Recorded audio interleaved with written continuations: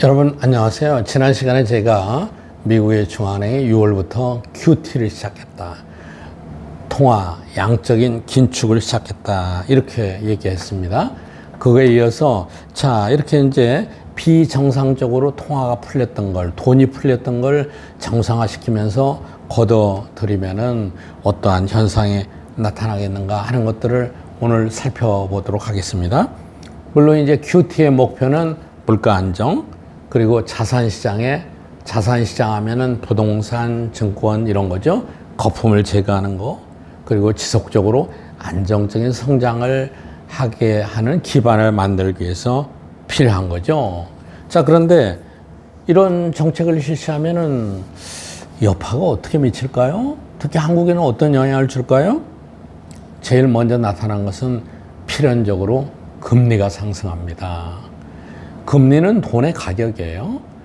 QT를 하면은 시중에 돈이 줄어들게 되죠. 그러면은 돈이 귀하게 되고 금리가 올라가는 거죠. 중앙은행이 기준금리를 올리는 것보다도 훨씬 더 직접적으로, 훨씬 더 영향력이 크게 금리가 올라가게 됩니다. 그리고 QT를 할 때 어떻게 한다고 그랬어요? 중앙은행이 국채를 시중에 매각해서 자산을 축소한다고 그랬죠. 그러면 국채는 어떻게 되겠습니까? 시중에 공급이 증가하죠. 국채 가격은 하락하게 되겠죠. 자, 또 하나의 문제는 금리가 올라가기 시작하면은 흔히 경제학에서는 이것을 빚의 복수다 이렇게 얘기합니다. 금리가 0%에 있을 때는 빚을 갖다 써도 별 부담이 없었죠. 빚 가지고 뭐 여러 가지 하는데 즐거웠죠. 그리고 이거는 거의 금리가 0%니까 공짜나 비슷하게 됐죠. 그런데 금리가 올라가면 어떻게 돼요? 빚, 부채, 원리금 상환이 급격하게 늘어나게 되는 것이죠. 빚이 많으면 많을수록 더 어려움을 겪게 되는 거죠. 이거는 소득 분배에도 영향을 미칩니다. 금리가 올라가는 상황에서는 빚이 있는 사람은 부담이 많고 자산이 많은 사람들은 오히려 혜택을 보는 것이죠. 자, 그 다음에 또 어떤 현상이 나타나느냐? 유동성, 시중의 유동성이 감소하면은 자산시장에 부정적인 영향을 줍니다. 양적 완화가 되면은 돈이 많아지니까 집값도 올라가고 증권도 올라가고 올라가는 게 많죠. 거품이 형성될 수도 있는 거죠. 주식, 코인, 채권 이런 것들이 이제 양적 긴축을 하고 시중의 통화가 줄어들고 금리가 올라가면은 순차적으로 주식, 코인, 채권의 거품이 해소되게 됩니다. 집값은 어떻게 되느냐고요? 집값도 당연히 상승세가 멈추게 될 겁니다. 그런데 집은 워낙 다양한 상품입니다. 위치나 평수나 여러 가지에 따라서 물론 달라지겠지만은 전반적으로 금리가 올라가면은 집값이 지속적으로 상승하기 어렵습니다. 또 어떤 현상이 나타나느냐?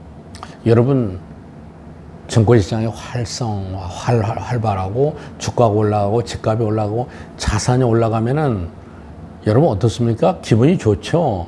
그러니까 소비도 증가해요.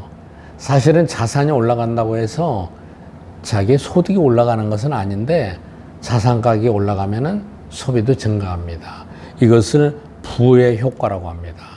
그런데 이번에 이제 금리가 올라가면 자산 가격의 거품이 거치기 시작한다고 그랬죠.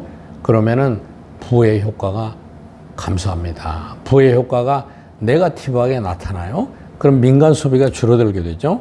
따라서 소비와 고용 이런 것도 침체되게 됩니다. 또 하나, 세상은 열려 있잖아요. 전 세계가 미국의 영향을 받습니다. 영국, 일본 모두 다 양적 긴축을 한다면 어떻게 되겠느냐? 연쇄 효과가 전 세계적으로 나타납니다.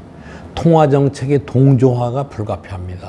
예를 들어서 미국은 금리가 예를 들어서 4%로 올랐는데 한국의 금리가 3%다? 어떻게 되겠습니까?